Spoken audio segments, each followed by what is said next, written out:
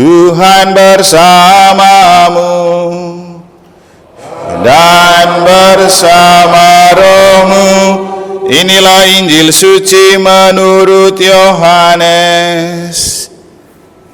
Dimuliakanlah Tuhan. Dalam perjamuan malam terakhir, Yesus menengadah ke langit dan berdoa bagi semua murid-Nya. Ya Bapa yang kudus, peliharalah mereka dalam nama-Mu, yaitu nama-Mu yang telah Engkau berikan kepadaku, supaya mereka menjadi satu sama seperti kita. Selama aku bersama mereka, aku memelihara mereka dalam nama-Mu yang telah Engkau berikan kepadaku. Aku telah menjaga mereka, dan tidak ada seorang pun dari mereka yang binasa, selain dia yang telah ditentukan untuk binasa, supaya digenapi yang tertulis dalam kitab suci. Tetapi sekarang aku datang kepadamu. Aku mengatakan semuanya ini, sementara aku masih ada di dalam dunia, supaya penuhlah sukacitaku di dalam diri mereka. Aku telah memberikan firman-Mu kepada mereka, dan dunia membenci mereka, karena mereka bukan dari dunia, sama seperti aku bukan dari dunia. Aku tidak meminta supaya Engkau mengambil mereka dari dunia, tetapi supaya Engkau melindungi mereka dari yang jahat. Mereka bukan dari dunia, sama seperti aku bukan dari dunia. Kuduskanlah mereka dalam kebenaran, firman-Mu adalah kebenaran. Sama seperti Engkau telah mengutus aku ke dalam dunia, demikian pula aku telah mengutus mereka ke dalam dunia. Aku menguduskan diriku bagi mereka, supaya mereka pun dikuduskan dalam kebenaran.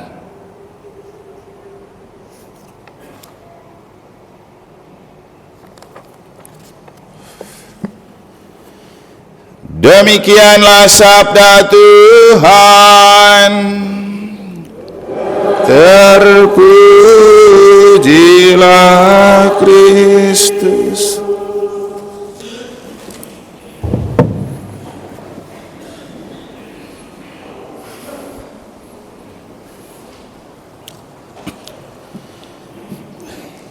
Seorang pemuda dan pemudi pacaran jarak jauh. Foto saling dikirimkan. Di foto semua tampak mantap, cantik, ganteng. Maka sepakatlah mereka untuk satu kali bertemu di bandara. Perempuan itu ada di tempat yang jauh, laki-lakinya ya katakanlah di Manggarai begitu.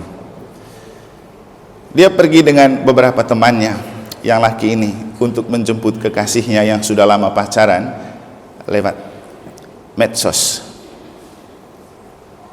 Begitu dia lihat turun dari pesawat, jalannya pincang. Dan semakin dekat, semakin dia menemukan tidak seperti yang dia temukan dalam foto. Maka pelan-pelanlah dia menghilang bersama teman-temannya. Orang di kampung sudah berbicara, si ini akan kedatangan pacarnya. Maka orang tua semua siap.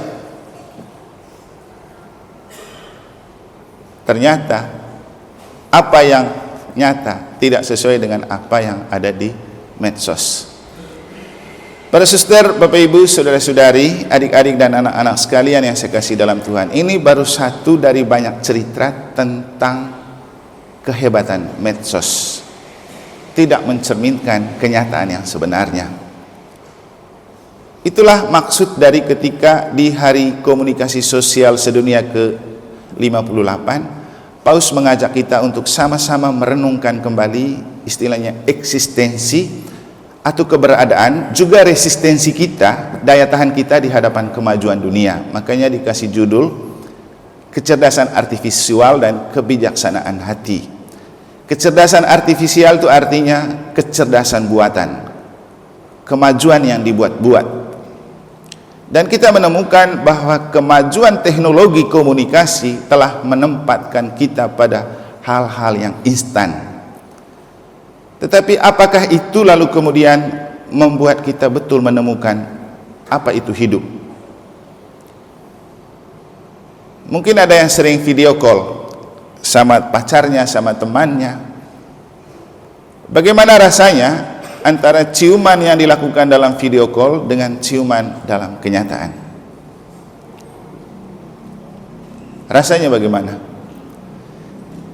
Biar kita cium lewat video call sampai HP basah, tidak seperti ketika itu dilakukan dalam kenyataan.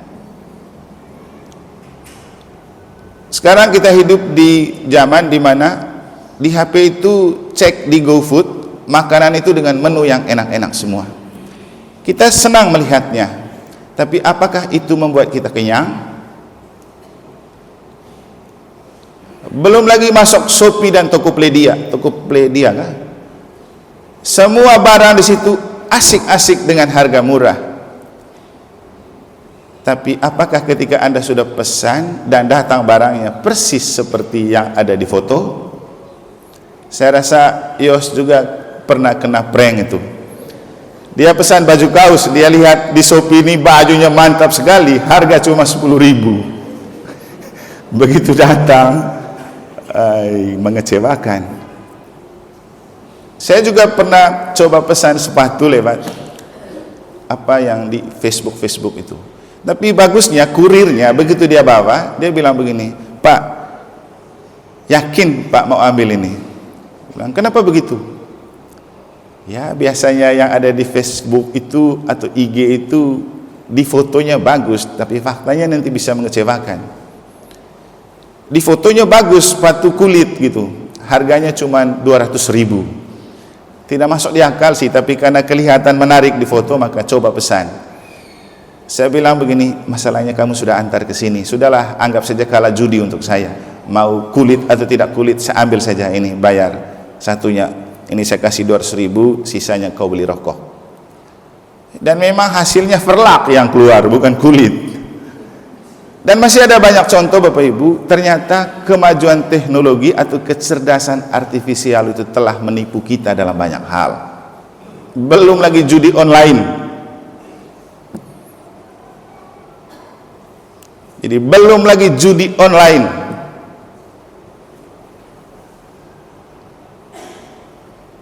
Belum lagi hal-hal untuk mempercantik dan memperganteng diri. Kita begitu gampang tertarik. Kenapa?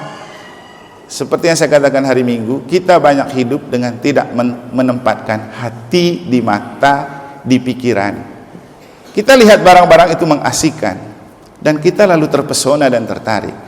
Tapi cobalah bertanya di hatimu, memang apakah itu benar-benar butuh? Apakah itu benar-benar mengobati kerinduan hati atau hanya sekedar puas sesaat? Jadi kita tidak hidup untuk kepuasan, kita hidup untuk kebahagiaan. Untuk mengerti apapun di zaman ini, kita cukup searching di Google, kita tahu. Dan untuk mengerti kita bisa pakai otak dan pengetahuan. Tapi untuk memahami kita tidak bisa pakai otak dan pengetahuan, butuh hati. Mengerti dan memahami perasaan orang itu tidak bisa searching di Google.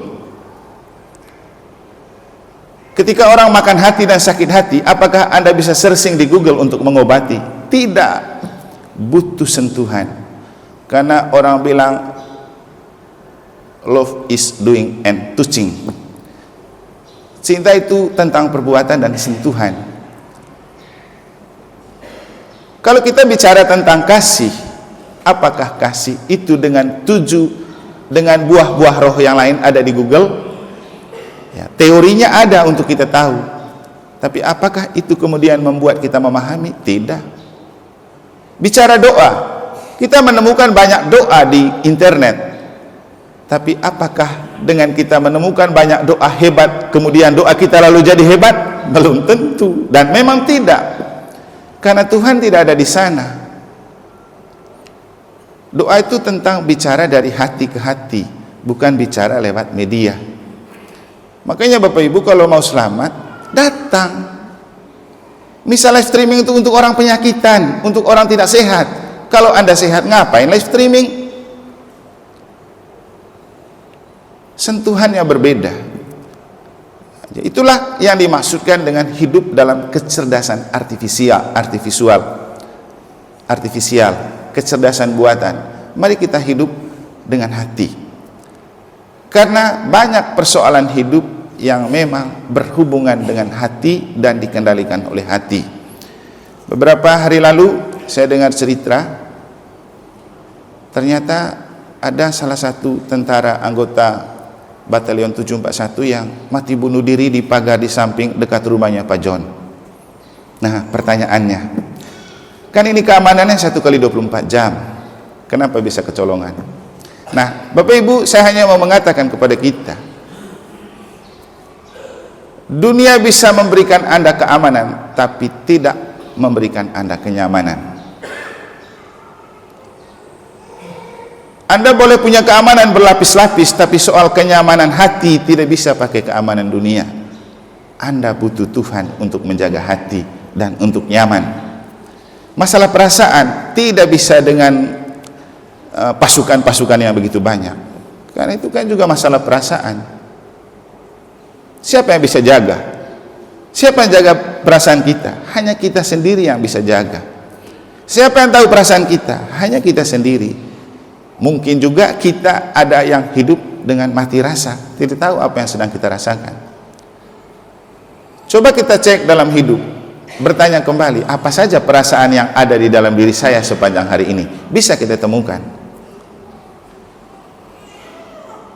Saya rasa orang yang ikut MA juga kalau dimintain BPS, kaget-kaget dia cari-cari perasaan nanti waktu itu supaya ada BPS-nya toh, daripada tidak ada. Supaya bagaimana perasaan saya, buru-buru cari perasaan, padahal kita itu hidup memang di atas perasaan. Nah, buru-buru mau menemukan perasaan sendiri, apalagi menemukan perasaan orang. Dan kalau bicara pemahaman, memang harus kembali ke rasa. Kita mampu menemukan rasa kita sendiri dan kita mampu menemukan rasa orang. Simpati dan empati hanya terjadi ketika kita mampu menemukan rasa di dalam diri kita, rasa di dalam diri orang. Jadi memahami orang lain hanya bisa terjadi kalau kita makhluk perasa. Lagi-lagi bicara perasaan tidak bisa dicarikan solusi dan obat di dalam internet. Anda galau, Anda takut, Anda cemas, Anda gelisah. Mungkin berpikir dengan nonton drakor tengah malam Anda akan dihibur. Benar, sesaat itu Anda merasa terhibur, tapi besok Anda akan galau lagi. Kenapa? Anda tidak menyelesaikan persoalan di dalam diri dengan hati, tapi dengan apa yang ada dari luar.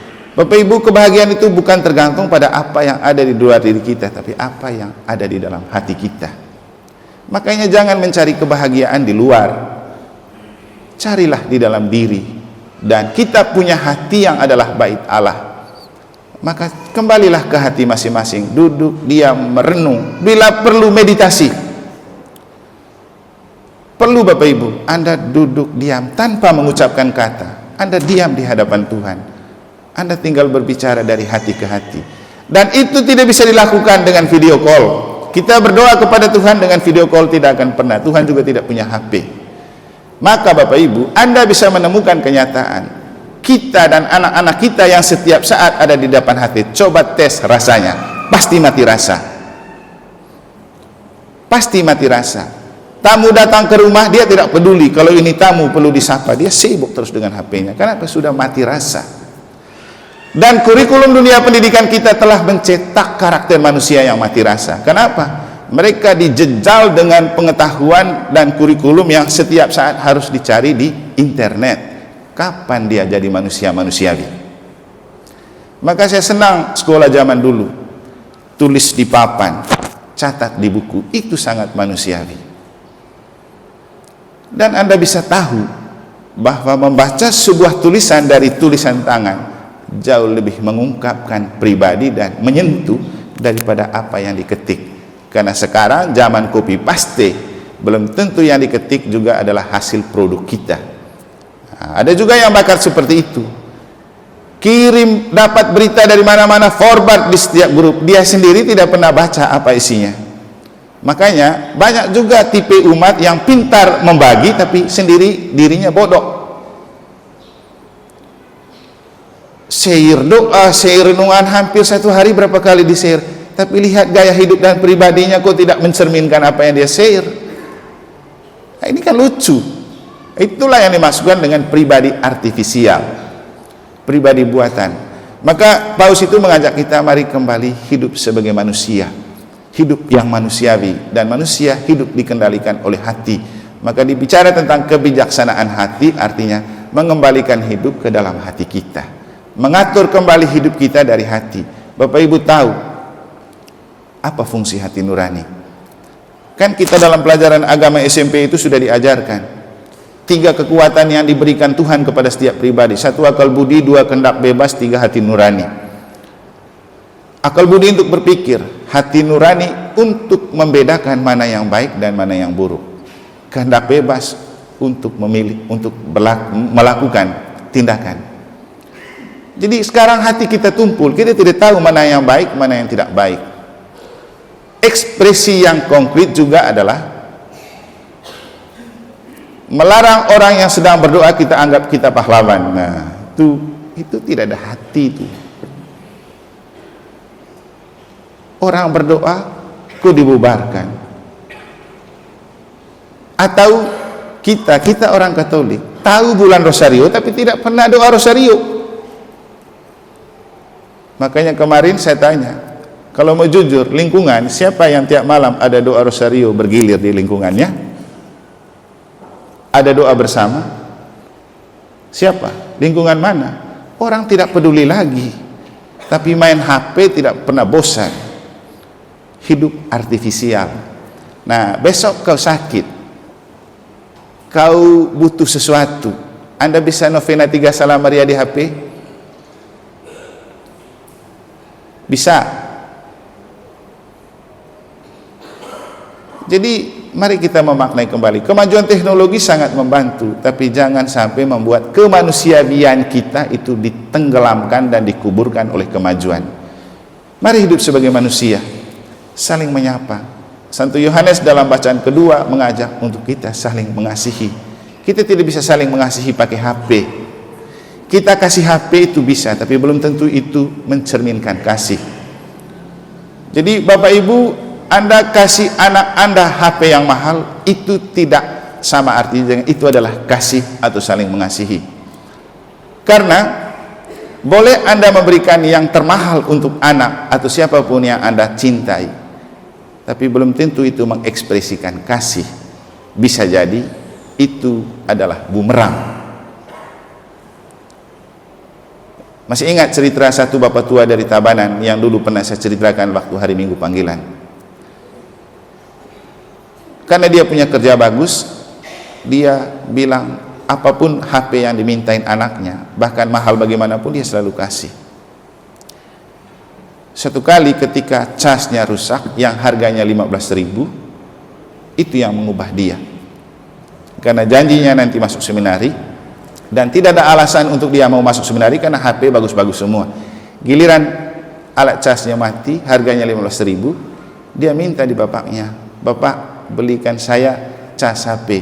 "Berapa harganya?" 15.000. "Nanti saya masuk seminari." Itu yang mengubah dia. Akhirnya masuk seminari, dan di seminari dia tidak pegang HP. Kemarin Bapak Ibu, anak-anak Anda ikut prakemas kami. Saya tanya, "Masih mau tambah?" "Mau." "Berapa hari?" 5 hari. "Kamu betah tidak pakai HP di sini?" "Oh, betah, Romo." Jadi kebahagiaan itu terletak pada sentuhan kasih yang memang nyata. Coba bandingkan kebahagiaan anak Anda selama mereka ikut prakemas kami dengan setiap hari mereka dibiarkan pegang HP di rumah. Mana yang lebih membahagiakan? Jadi ini mungkin beberapa contoh untuk menunjukkan kepada kita, jangan hidup berdasarkan kecerdasan artifisial. Mari kita hidup dengan kebijaksanaan hati, dan hati-hatilah dengan kemajuan yang ada. Karena kalau tidak Anda memakai itu dengan hati, itu yang menjerumuskan kita ke dalam banyak kesesatan. Maka kembali ke khotbah kali lalu, mari taruh hatimu di kepalamu, mari taruh hatimu di matamu, mari taruh hatimu di mulutmu, mari taruh hatimu di telingamu, mari taruh hatimu di tanganmu, dan mari taruh hatimu di HP dan teknologi yang Anda punya. Semoga Tuhan memberkati.